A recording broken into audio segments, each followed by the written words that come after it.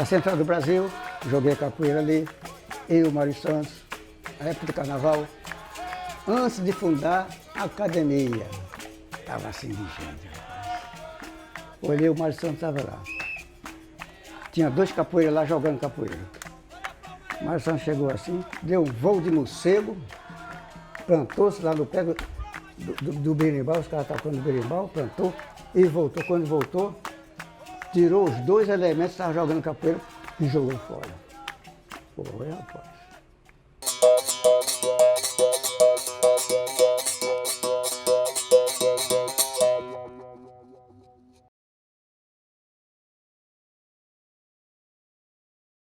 Mestre Mário Santos foi o principal fundador da Academia Bonfim de Capoeira no Rio de Janeiro, em 1956. E a Roda da Central acontecia no Rio de Janeiro numa época que a capoeira ainda era proibida.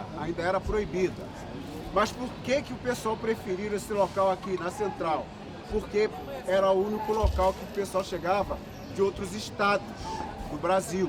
Então o pessoal passava por aqui para ir brincar o carnaval.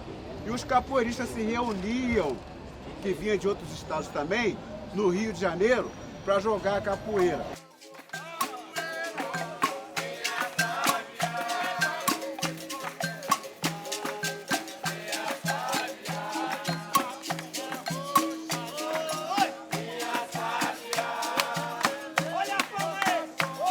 Eu, o Deraldo, o Zé, entramos juntos, sem saber coisa nenhuma. Só o Mário Santos é que era o capoeirista. Aqueles que vieram da linhagem de besouro, vieram daquela formação do besouro, como foi Siri de Mangue, Canário Pardo, Cobrinha Verde, faziam um jogo mais de ataque mesmo, ataque e defesa, porque era um jogo de luta. A gente aqui até denominou de capoeira primitiva. E o mestre Mário fazia aquele jogo, só que um jogo mais rasteiro. Por exemplo, ele fazia vários movimentos de ataque, mas pelo chão, fugindo daqui e por ali. Tinha um jogo em pé, mas os ataques dele geralmente eram por baixo. Por exemplo, chapa, hoje o pessoal levanta o pé lá em cima na cabeça do outro. O jogo dele era, a chapa dele é em pontos vitais, do peito para baixo. E falar da história de Mário Santos, para mim, é enriquecedor, até porque ele vinha a ser meu tataravô na capoeira.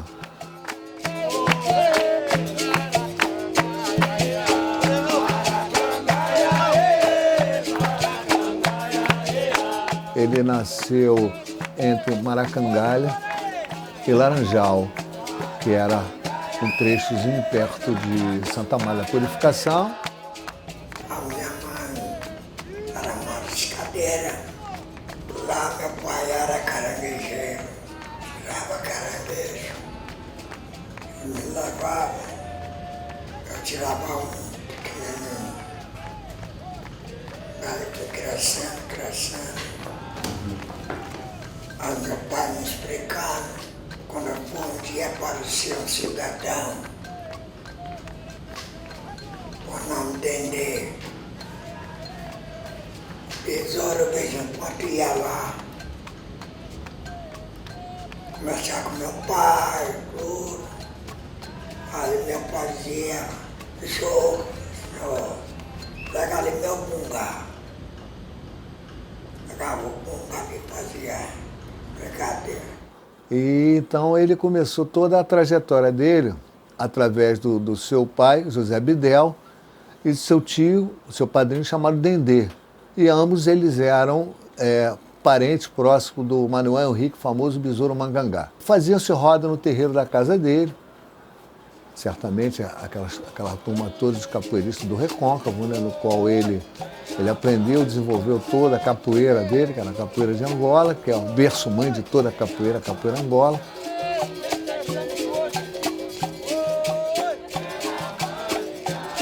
Aí, era dia de sábado, meu pai gostava de tocar de samba. Eu ficava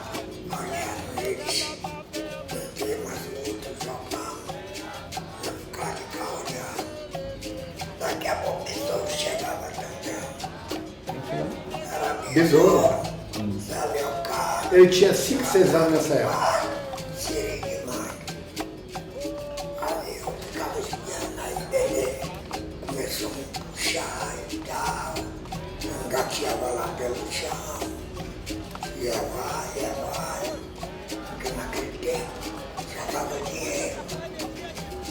Pra te pagar com a boca. Apanha laranja no chão do seu filho.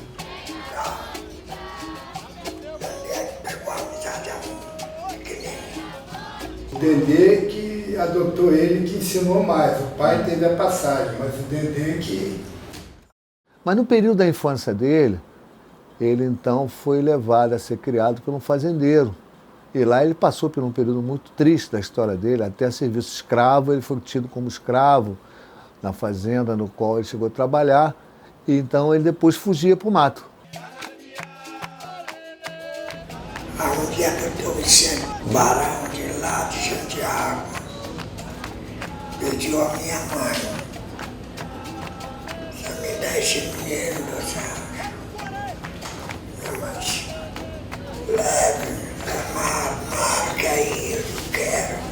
Me levou naquele tempo. Do casco, como diz o povo. E a doutora sempre bater naqueles empregados dele, homem, né? Eu ficava de casa olhando, olha. Eu digo, olha, eu vou me embora.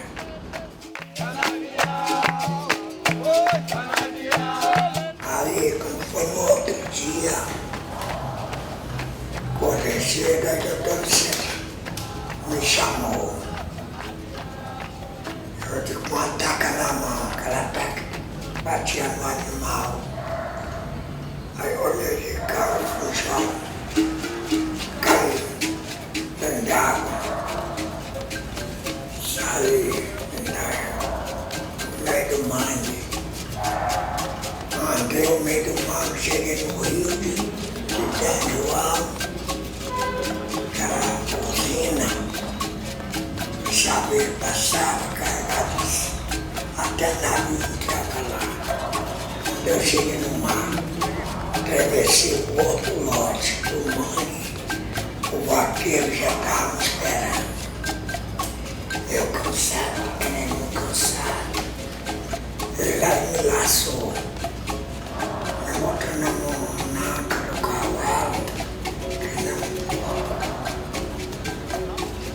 me levou. Fui batizado novamente. Então ele passou a ter uma vivência muito grande dentro da mata. Então ele sabia todas as nuances do tempo, a mudança de lua, as questões de como caçar, como pescar, enfim, toda a trajetória dele. Ele veio da Bahia em 52, final de 51, 52, a gente não tem precisamente a data, porque nem ele lembra. Ele veio com 2 tias dele que pediu a mãe dele, falou com a mãe dele que queria trazer ele para o Rio para ter um padrão de vida melhor, porque no Recôncavo é meio complicado. Ele veio para cá com 17 anos. Por sua vez, o mestre Roque, ele vem a ser parente do mestre Mário. E já se encontrava aqui com os parentes aqui no Rio de Janeiro, então ele veio. Ele se viu no quartel na Avenida Brasil, em Bom Sucesso. Quando ele estava no quartel, antes dele conhecer o primeiro aluno dele, que foi o Irineu, estava no alojamento dele, né, deitado, descansando numa hora de folga dele, e veio um grupo de soldados mais antigos para dar aquele batismo nele, né? Aí ele já tinha sido alertado quanto a isso, né? E malandro, esperto, mandingueiro como ele é, ele viu os caras chegando, né? Aí fingiu que estava dormindo. Aí quando os soldados chegaram perto, ele pulou da beliche, que ele estava dormindo na parte de cima da beliche, pulou, então ele passava por um, levantava, via onde os caras estavam, mergulhava de novo para o outro, e foi assim até sair do alojamento e chegar num pátio.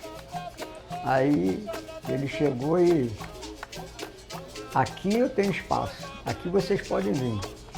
Se vier, vou bater. Vou preso, mas vou bater. Aí o Irineu falou assim, você joga capoeira? Para estar fazendo essa coisa toda, dizer que vai encarar a gente, você deve ser capoeirista, né? Aí ele falou assim, vem para cima que vocês vão descobrir. Por conta dessa fuga do Mário, ele falou, pô, cara, tu parece até um busca-pé, que o busca-pé é um tipo de fogos de artifício, né? Então ele por baixo do, escorregando daqui e dali. E no jogo também, na roda, ele também era assim, jogava o pé muito rápido, muita rasteira e mergulho por aqui, mergulho por ali e sempre batendo. Aí ele chegando aqui no Rio de Janeiro, então ele começa então a conviver com alguns capoeiristas daquela época, que era o Irineu, que já estavam no Rio de Janeiro, a família Santos, Irineu, Deraldo, Zé Carlos dos Santos, Lorival, Chico, já eram todos que já se encontravam aqui e era uma cidade muito próxima dele, que era a cidade de Montes. O Mário nunca havia dado, nem nunca tinha pensado em dar aula para ninguém. Primeira aula que o Mário Santos, lá na garagem. Aí ele falou comigo assim, Manel, dá um aô. Eu sei lá o que é aô. Aí ele fez, é assim, tchau. Aí eu fui imitar, primeira aula. Tchau. Aí ele levou o pé aqui, entendeu? E tirou, eu pufo no chão. Machuquei o braço logo ali. Machuquei bastante. Eu saí dali e fui lá para o posto médico, fazer curativo. Comecei assim, meu amigo.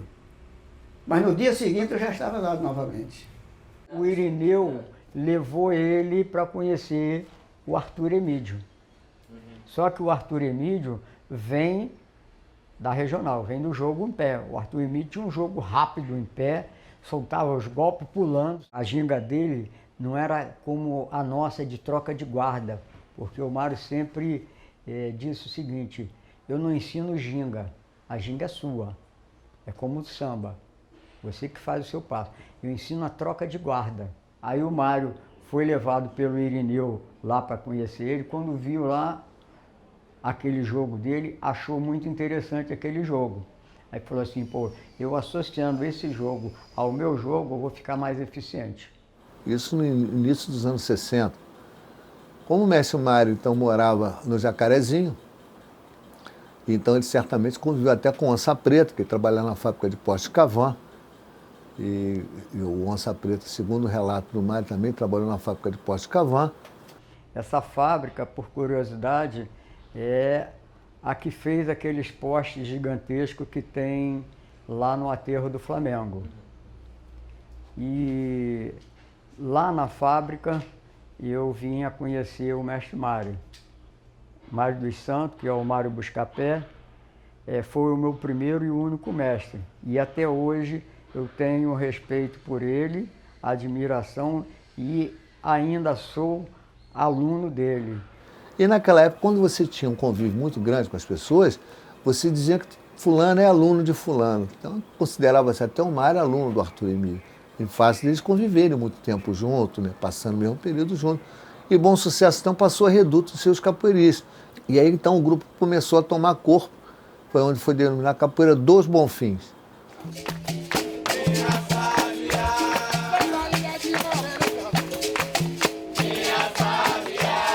E aí começou então a saga do mestre Mário no Rio de Janeiro nos anos 60.